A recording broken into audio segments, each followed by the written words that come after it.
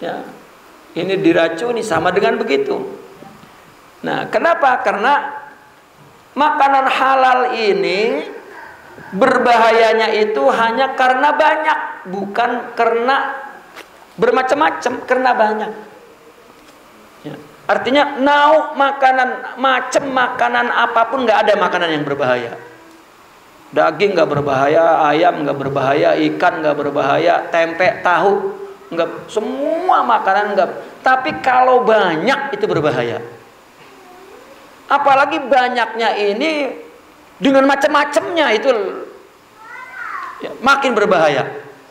Buka, daging ada, ikan ada, ayam ada, telur ada, tempe ada, tahu ada, wah ini bahaya.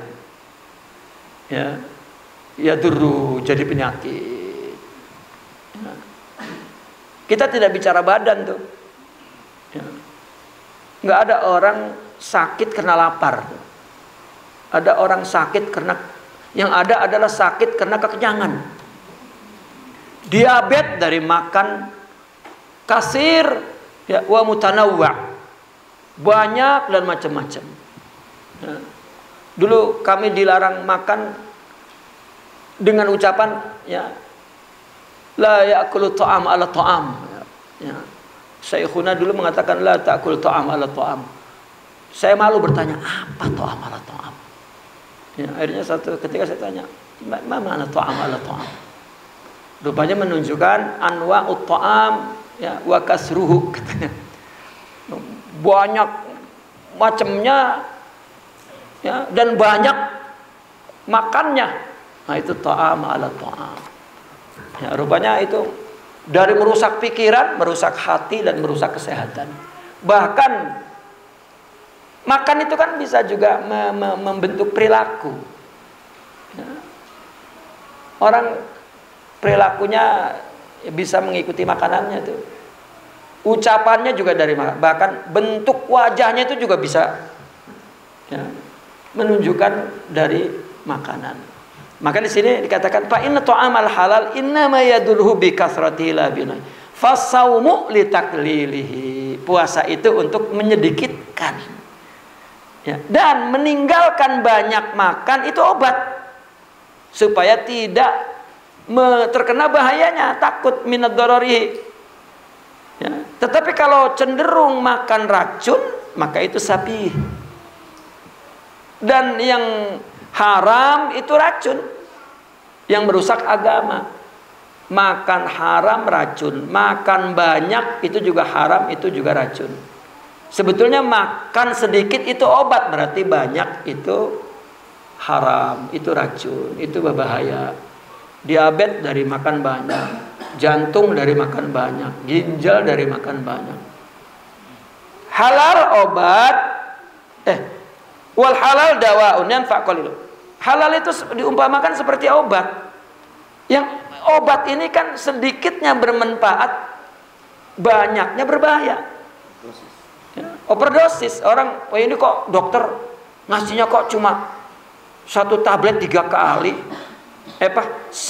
Satu hari 1 tablet, 1 tablet 1 hari 3 kali. Ya. Wah ini kalau misalnya 1 hari 3 kali, kalau obatnya 3 jadi 9, wah ini bagaimana kalau 9 tablet sekaligus? Ya. Pagi 9, sore 9, malam 9. Ini kan racun. Begitu juga makanan halal itu obat. Makanan sedikit itu obat, kalau banyak itu racun, rusak. Nah, halal itu obat. Yang namanya obat, sedikitnya bermanfaat, banyaknya berbahaya. Dan tujuan puasa menjadi obat, takliluhu. Ya. Terus, waqad qala sallallahu alaihi wasallam kam min shaimin laisa lahu min shaumihi illa al-ju' wal 'atshu. Faqila huwa alladhi yuftiru 'ala al-haram wa qila huwa alladhi yumsiku 'an at-ta'amil halali wa yuftiru 'ala luhumin nasi bil ghibati wa huwa haram.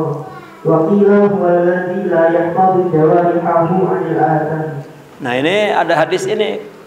Ya, berapa banyak orang yang berpuasa maka laisa lahu, ya, mereka tidak mendapatkan apa-apa dari puasanya. Ya, puasa ini kan ya tadi membetulkan hati kepada Allah, artinya membangun rohani itu, manusia rohaninya. Tapi kalau enggak ya hanya upah lapar dan dahaganya. Apa sebab? Kenapa ulama menganalisa ya, dia bukanya dengan haram. Ya, dia buka di atas makanan yang haram. Wakilah ada lagi yang mengatakan dia tidak makan halal tetapi bukanya gibah, makan daging saudaranya, itu haram. Ada lagi ya, dia tidak menjaga anggota tubuhnya ketika puasa.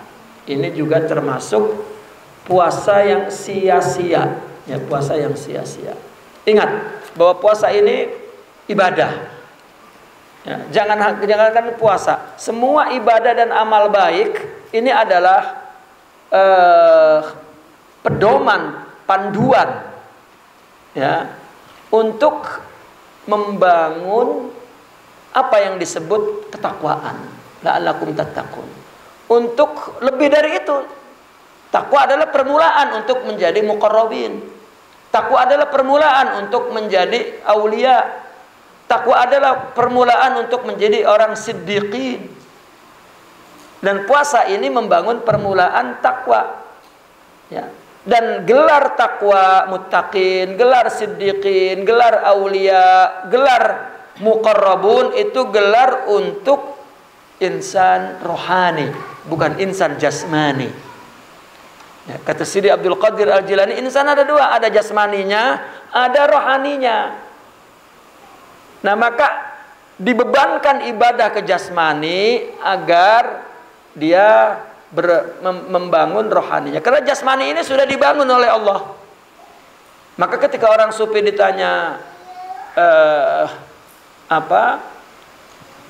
kamu makan apa? Dia bilang makan dari Allah. Ya, ditanya, saya tidak bertanya dari Allah, semua dari Allah. Tapi kamu itu makan dari Allah. Ya, nggak mau menyebutkan apa, begitu. Lalu setelah ditanya, memang ada makanan datang dari langit langsung? Kata dia, ada kalau tidak ada bumi, gitu. Ya, ada bumi berarti nyarinya di bumi. Kamu punya dalil? Punya. Ya, apa dia bilang? Wamshu fi manakibiha wa kulu min rizqihi, katanya. Cari di muka bumi ini rezeki mah dari Allah. Lah kamu kan nanya dari mana? Ya dari Allah.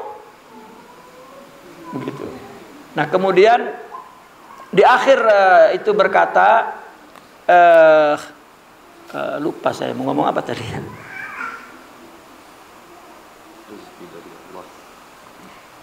Ya.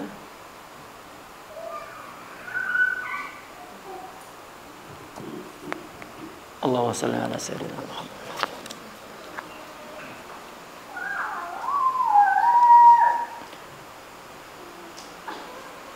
Taib.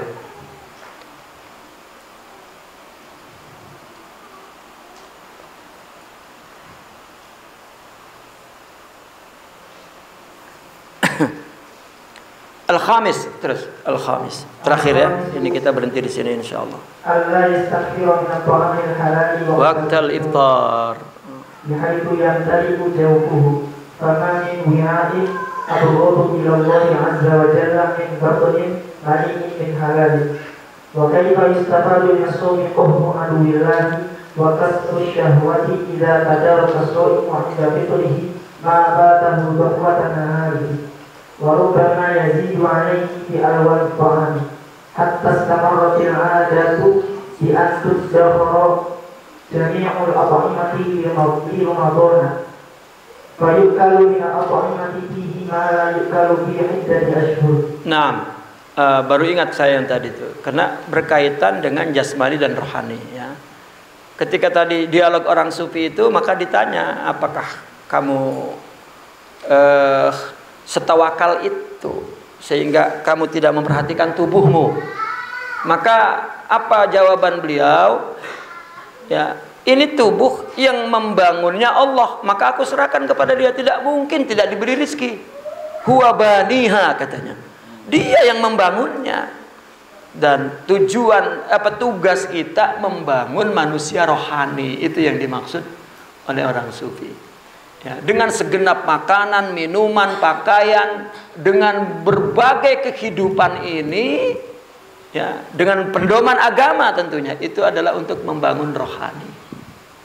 Ya, itulah yang tersirat dalam wa ma khalaqtul jinna wal insa illa liya'budu. Illa ya liyakuna abdan lillah. Ya. Nah, maka yang perlu kita perhatikan adalah manusia rohani ini, ya, bukan jasmani. Gitu. Nah, puasa ini salah satu pintu untuk membangun jasmani. Membangun rohani, pintu ibadah, karena ibadah itu adalah makanan rohani, tugas rohani, pintunya saum. Nah, kalau kita puasanya berhasil, maka 11 bulan kita mampu bertarung kepada nafsu untuk mendirikan ibadah kepada Allah dan menjadi hamba Allah. Jika tidak, ya udah. Makanya ada pendapat Al-Imam Ibn Arabi itu, bahwa orang puasa itu macam-macam katanya. Yang pertama, ada orang yang tingkat rohaninya sudah tinggi, sama dengan misi Ramadan. Sama dengan misi Ramadan. Jadi masuk Ramadan itu nggak dapat manfaat apa-apa kecuali mendapat lipatan pahala dari ibadah. Ya, dia di luar Ramadan, di dalam Ramadan, sebelum dan sesudah Ramadan memang ya rohaninya sudah tinggi, sama dengan misi Ramadan itu, misi puasa. Nah, yang kedua, ada orang yang sebelum Ramadan rendah, tapi ketika Ramadan tinggi. Begitu habis keluar dari Ramadan, turun lagi, tapi tidak serendah sebelumnya. Naik lagi, masuk lagi bulan Ramadan, ya tinggi lagi. Maka setelah Ramadan mungkin rendah, mungkin sama dengan Ramadan yang sebelumnya. Dan terus setiap Ramadan itu semakin meningkat. Dan itulah maksud daripada Ramadan 30 hari dalam setahun. Nah, yang ketiga, ada orang yang rendah, tapi begitu Ramadan tinggi, begitu keluar dari Ramadan balik lagi seperti yang awal. Dan yang keempat inilah yang ya, tidak berguna. Ramadan datang, nah, dia tidak meningkat, tidak berubah. Ya, dia hanya Ramadan ini ya hanya menyambutnya dengan sambutan-sambutan, dengan makanan sambutannya tuh, dengan pakaian sambutannya, ya, dengan tulisan-tulisan marhaban, marhaban. Wow, banyak umbul-umbul Ramadan udah. Orangnya tidurnya banyak, makannya banyak, ya, gibahnya banyak, sholatnya seperti sama sebelum Ramadan, ya, ibadahnya sama sebelum Ramadan, dan Ramadan lewat begitu saja. Wa hadza aktsaruhum, katanya. Inilah kebanyakan kita, ya, di bulan Ramadan seperti ini. Maka Ramadan ini betul-betul babul ibadah, bab ya libinail insan rohani tentunya. Ya, wal khamis. Nah, yang kelima ini apa? Nah, ini jangan banyak-banyak makanan halal waktu buka. Kalau haram apalagi ya. Ya. Halal aja nggak boleh banyak-banyak. Di mana kantong perutnya itu penuh, karena tidak ada, ini hadis, karena tidak ada tempat yang paling dibenci melainkan perut yang penuh dengan halal, penuh dengan halal. Ya, kalau dengan haram langsung disiksa, kalau dengan halal dibenci. Ya. Wa kaifa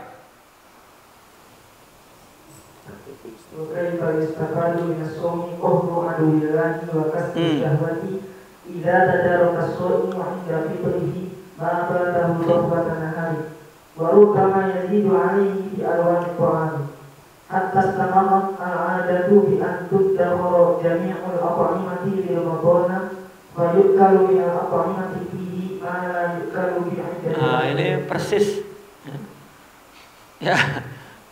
Apa faedahnya puasa? Bagaimana kita mendapatkan manfaat faedah puasa? Tadi faedah puasa ya, kalau dalam istilah orang sufi itu libinail insani ruhani. Itu. Apa yang kita dapatkan? Puasa itu kan mengalahkan musuh Allah, menghancurkan syahwat. Tetapi kalau seorang puasa itu ketika buka dia mengganti, ya, menyamakan makanan yang luput di siang hari. Oh, saya kalau siang itu makan 3 kali, pagi, ya, dohor sama sore. Nah begitu buka semuanya tuh dirapel tuh, mafatahu dahwatan nahar tuh. Nah ini tidak berfaedah apa-apa. Ini ya termasuk kepada kamin saimin laisa min siyamihi illa alju wal atas.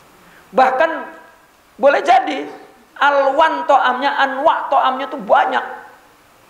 Ya, ada air kelapa, ada air cendol, ada air kol. Dan adat ini terus-terusan, ya. Bahkan dia makanan-makanan itu ada yang khusus disimpan untuk Ramadan. Dan ada makanan yang dimakan yang enggak ada di bulan-bulan lain. Ya, yang enggak ada diada-adakan. Ya Allah. Memang ya, kadang ulama membiarkan karena memang itu satu sambutan meriah untuk orang yang bawah sekali tingkat derajatnya, artinya pembangunan rohaninya bawah sekali. Tapi bagi orang yang punya ilmu, talibul ilm, dia harus keluar dari adat itu, ya, harus keluar dari adat itu, ya. Wa ma'lum anna maqsudas saum wa ma'lumun anna maqsudas saum al-khawa'u wa kasrul hawa taqwa nafsu ala taqwa wa idza dufi'atil ma'iddatu min bahwati nahari ila al-isya'i hatta hadat syahwatuha wa qawiyat raghbatuha thumma ut'imat min al-ladzati wa ushbi'at zadat ladzatuha wa tadha'afat quwwatuha wa ba'atha min asy-syahawati ma ataha. Aywa. Dan kita tahu bahwa tujuan puasa al-hawa, mengosongkan, menghancurkan hawa agar nafsu kuat untuk takwa. Tetapi kalau perut, ya, yang sepanjang hari, ya, ditahan sampai malam nggak makan. Ya, orang kan kalau enggak dari pagi sampai sore enggak makan, itu bergejolak syahwatnya tuh. Dan keinginan makannya kuat. Nah, jangan dikasih, wong lagi sedang kuat-kuatnya. Sedang pengen-pengennya makan, jangan dikasih. Ya. Itu puasa latihannya tuh. Padahal di luar puasa hari-hari meskipun bulan puasa itu memang adabnya begitu. Ya, syahwat ketika tinggi sedikit aja dikasihnya. Ya, sedikit aja tuh, ya, minta lagi tuh. Maka pernah anak Sayyidina Umar pagi-pagi udah pulang dari pasar bawa sebungkus daging. Bertemu Sayyidina Umar tuh di jalanan. Ditanya, "Mahadza ya Abdullah?" Apa itu? Lalu dia sambil senyum mengangkat dagingnya. Ya, saya tadi malam pengen daging, makanya siang-siang saya beli. Ya, pagi-pagi saya beli. Apa kata Sayyidina Umar? Hakadza sahabatu Rasulillah, katanya. Kullu ma tashtahi tashtari. Ya. Oh begitu sahabat Rasulullah. Setiap yang dipengenin terus beli. Begitu. Diulang-ulang sampai Sayyidina Umar pergi juga. Oh begitu sahabat Rasulullah, yang dia pengen terus beli. Begitu. Ya, yang dipengen terus dibeli. Oh jadi begitu. Itu anaknya diam saja megangin daging itu. Sampai bapaknya pergi, lalu dia kembali ke pasar, dipulangkan lagi. Itu puasa tuh. Puasa. Kita dituruti. Wah, siang-siang wah ini kolak, siang-siang wah ini kelapa, siang-siang ini cendol, siang-siang ini ditumpuk. Itu seperti kerbau derum di ya, itu perkataan kerbau derum itu ya, itu saya mendengar, telinga saya mendengar itu terbayang-bayang itu ya, guru kami mengatakan begitu. Pas lagi buka beliau datang ke rumah, wih ini kerbau derum ini gitu. Ya, langsung saya itu merasa terhina begitu ya, langsung berubah itu pola makan gara-gara dihina oleh guru. Wih ini kerbau derum ini katanya ya. Tahu derum ya? Tahu. Oh, ya. Nah, ini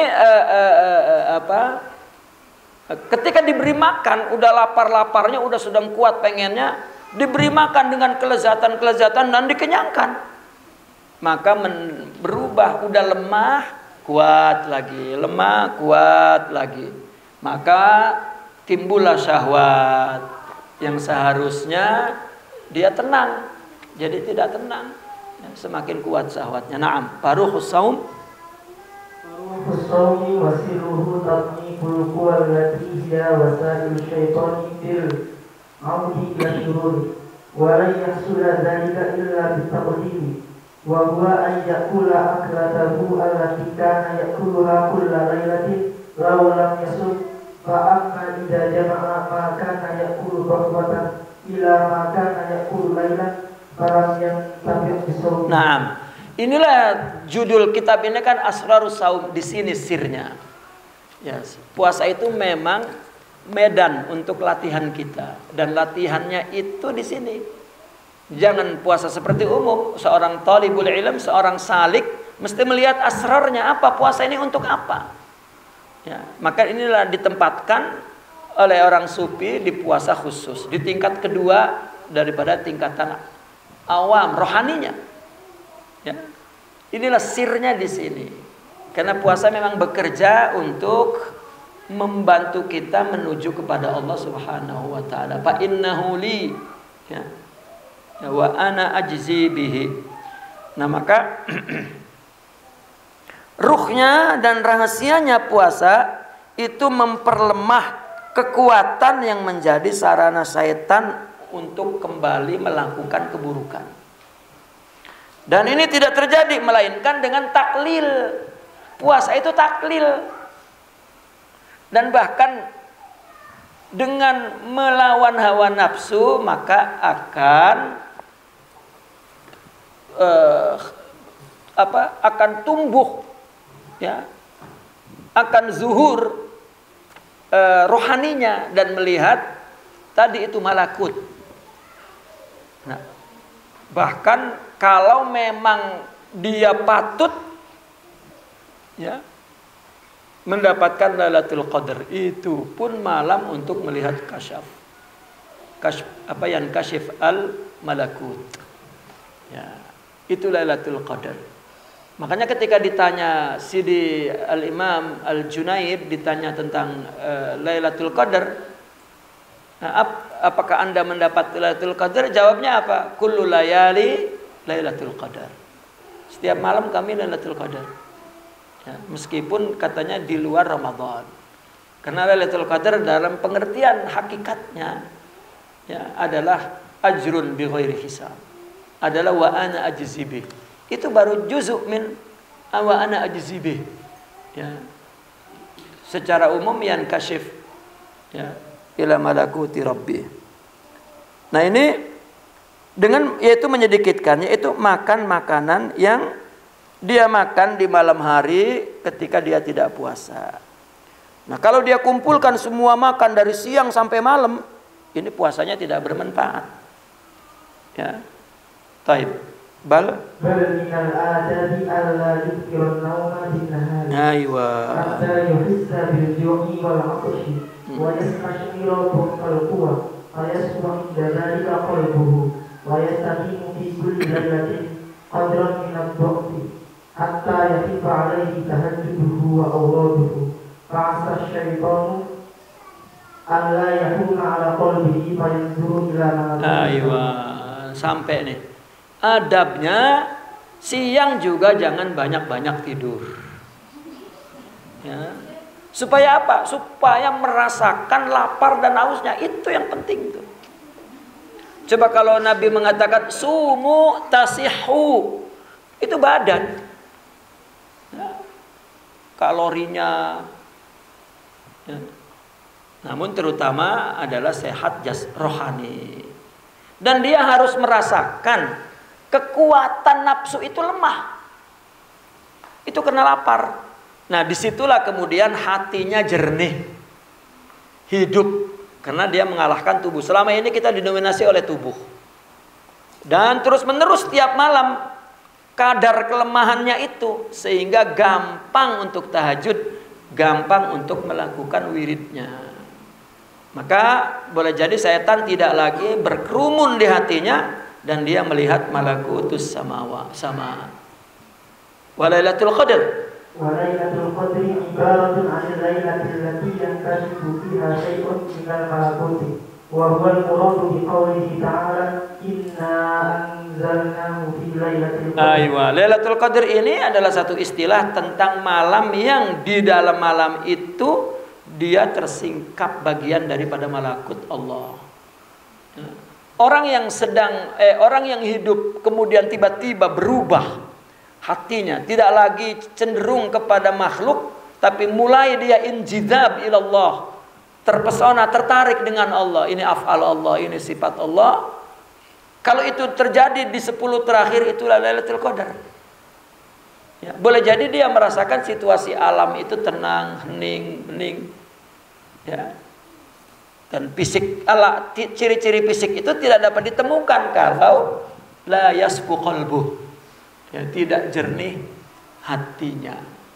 Dan itu yang dimaksud oleh mereka. Saya tiap malam mendapat Lailatul Qadar. Setiap malam tersingkap syai'un minal malakut. Inna anzalnahu fi lailatul qadar. Kami turunkan ya Al-Quran di Lailatul Qadar. Naam. Wa man ja'ala baina qalbihi wa baina sadrihi mikhlatan min at-ta'ami fa huwa 'anhu mahjubun.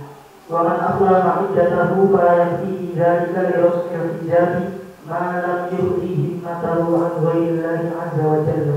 Wa dzalika huwal amru kulluhu. Barang siapa yang menjadikan antara hati dan dadanya tempat untuk makanan, siapa yang menjadikan perutnya hanya untuk mengisi makanan, memenuhi makanan, hijab.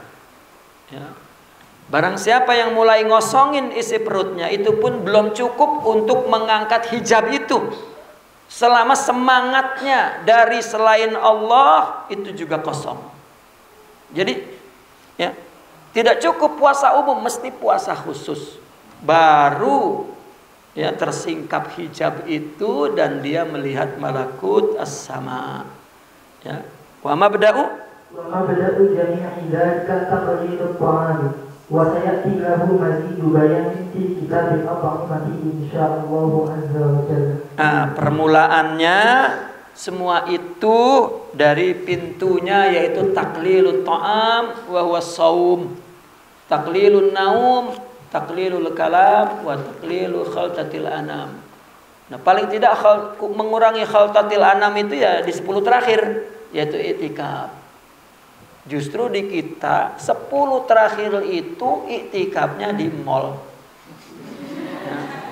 Banyaknya di situ itu sudah yukhalif ya, menyalahi. Ya. Maka ya kalau para salikin ini kalau mau ya, malam-malam kalau belanja nggak usah, kita istri aja udah silakan ke mall sana. Ya. Kita ke masjid. Ya, padahal Nabi ngajak istrinya juga tuh iktikaf. Naqifuna walhamdulillah. Al-Fatihah.